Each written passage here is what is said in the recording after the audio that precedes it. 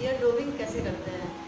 इसका मतलब ये होता है कि जो लेडीज़ होती हैं जिनका कुछ ना कुछ कान में जब वो पहनती हैं और जब छेद काफ़ी चौड़ी हो जाती है तो वो कुछ पहन नहीं पाती हैं, तो उसको उस छेद को परमानेंटली हम कैसे बंद करते हैं ये आज हम आपको बताएंगे। ठीक है, इसके लिए सबसे पहले हम क्या करते हैं कि हैंड सैनिटाइजर अपने हाथ में हम लगा लेते हैं।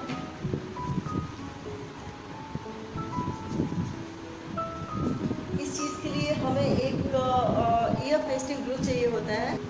इसके लिए हमें एक टूथपिक भी चाहिए होता है। अब जैसे मैं आपको दिखाती हूँ कि इनका जो कान है ये काफ़ी छेद चौड़ा हो गया है, इनके कान का काफ़ी चौड़ा हो गया है जिसकी वजह से ये कुछ पहन नहीं पाती हैं। तो मैं अभी आपको बताऊंगी कि ये छेद जब अभी बंद हो जाएगा, मैं अभी आपको बताती हूँ, जस्ट अ मिनट। एक टूथपिक से हम इसको इस पर डिप करेंगे और डिप करके जो इसमें अधिक मात्रा जो आ गया है उसको हम ऐसे करके कम कर देंगे। ठीक है, उसके बाद हम इसको काफ़ी सेफली बंद करके और ऐसे करके हम इसको यहाँ पर रख देंगे। अब ये जो ग्लू इसमें लगा है, ये ग्लू की मात्रा काफ़ी थोड़ी है, इसको हम इनके कान में लगाएंगे। जब हम इसको लगाते हैं तो इस तरीके से लगाएंगे कि इनके कान के सारे हिस्से में जो इनका छेद है उस सारे हिस्से में ये चीज़ लग जाए, अच्छे से लग जाए। ठीक है, वो हम चेक कर लेंगे। अब ये जो मेडिसिन है इनको लग चुकी है, ये ग्लू लग चुकी है। अब हम क्या करेंगे, इसकी ड्रेसिंग करेंगे। इसकी ड्रेसिंग जो होनी चाहिए वो काफ़ी टाइट होनी चाहिए और इस तरीके से होनी चाहिए कि इनके ईयर का जो लोब है वो अच्छे से टाइटली उसके दोनों हिस्से बंद हो जाए। तो मैं आपको दिखाती हूँ कैसे लगाते हैं।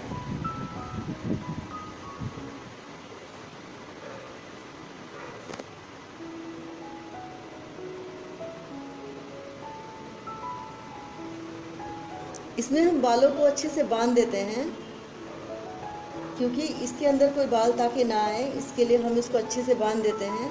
और अगर ये पेस्ट जो है, जो पेस्टिंग लोशन है, अगर ये गाल या कहीं किसी हिस्से में लग गया तो कोई घबराने की ज़रूरत नहीं होती है। उसको हम पानी से या आइस से हम उसको साफ़ कर सकते हैं।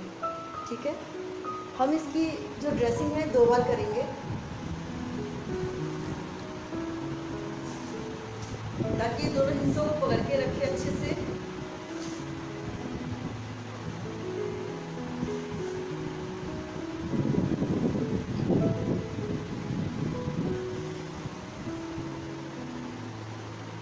आपको पेन हो रहा है, पेन या जलन कुछ हो रहा है?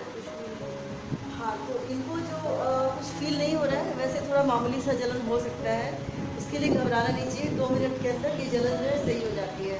ठीक है, अब जो है इनकी ड्रेसिंग अच्छे से हो चुकी है। अब जो है इनको कुछ इंस्ट्रक्शंस का पालन करना है। आज रात में इसमें कोई पानी नहीं लगेगा, कल से ये शावर ले सकती है और शावर लेके आराम से अपनी नॉर्मल लाइफ जी सकती है, इसमें कोई परेशानी नहीं होती है। और 6 या 7 दिन के बाद से ये जो स्किन है आपस में जुड़नी शुरू हो जाती है। ठीक है, जब ये स्किन आपस में जुड़ जाती है 6-7 दिन के बाद, तो 10वें दिन इनको हमें अपनी फोटो भेजनी पड़ती है या फिर आके मिल सकती है, जैसा कि अगर हम रिकवरी देख लेते हैं। और उसके बाद कुछ भी छोटा सा लाइक लिस्ट्रीन पाउडर या विटामिन पाउडर वगैरह इसमें लगाया सकता है जिससे कि वो जल्दी रिकवर हो जाए। ऑलमोस्ट 1.5 मंथ लगता है सही होने में। उसके बाद दोबारा पियर्सिंग करा सकती है, ताकि दोबारा फिर से पहन सके कुछ भी इस पर। और लाइफ टाइम गारंटी होती है, कभी कोई परेशानी नहीं आती है। और ये जो ईयर पेस्टिंग जो लोशन है ये जो है लाइफ टाइम गारंटी देता है।